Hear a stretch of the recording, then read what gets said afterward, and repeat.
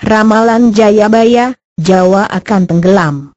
Ramalan Jayabaya menjadi pondasi yang sangat kuat untuk memahami hukum alam. Ramalan yang ditulis Jayabaya secara samar-samar menyebutkan jika Pulau Jawa akan tenggelam atau tinggal separuh. Hal itu mungkin saja, mengingat bumi ini berevolusi dan berubah. Dulu, jutaan tahun yang lalu, benua-benua bentuknya diketahui tidak seperti sekarang ini. Sebab, setiap juta atau ribuan tahun terjadi perubahan. Meski belum akan terjadi sesuai dengan apa yang diramalkan jika Pulau Jawa akan putus, disebutkan pula adanya potensi pulau-pulau baru yang bermunculan.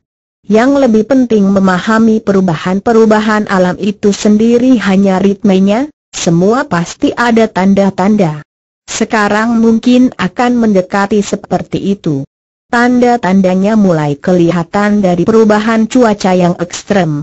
Dulu, hujan tidak sedahsyat sekarang ini. Angin dan gelombang juga tidak sehebat sekarang. Musim kemarau juga akan mengalami panas yang dahsyat sampai kekurangan air.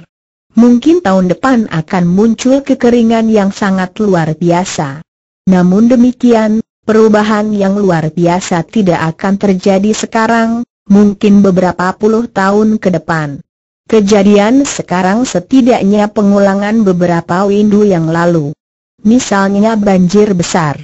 Menurut budayawan Jawa, Insinyur Tukimin Wisanggeni, hal ini merupakan gejala awal, jika dilihat dari atmosfer dan gejala alam yang berubah drastis.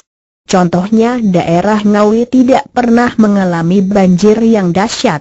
Tapi nyatanya mulai dari Ponorogo, Cepu, Blora sampai Solo pernah banjir besar. Itu menunjukkan ada peningkatan hujan.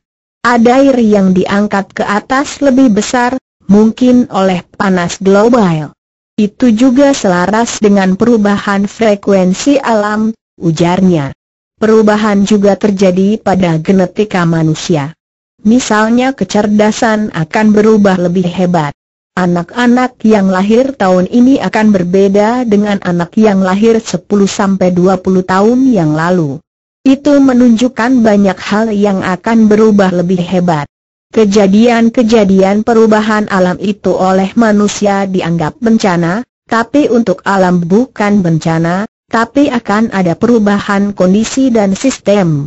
Jayabaya cerdas melihat ini.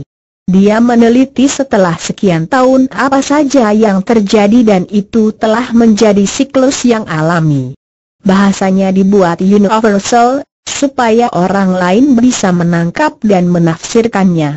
Ramalan ini sama misalnya akan muncul musim semi, musim rontok atau musim dingin.